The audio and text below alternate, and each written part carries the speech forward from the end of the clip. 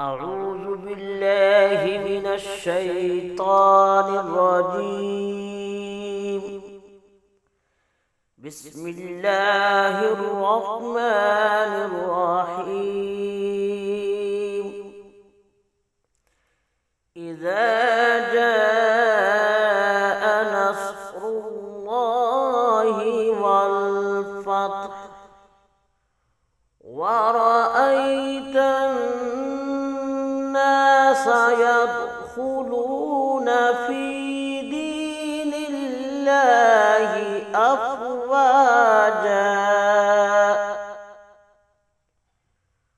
فسبح بحمد ربك واستغفره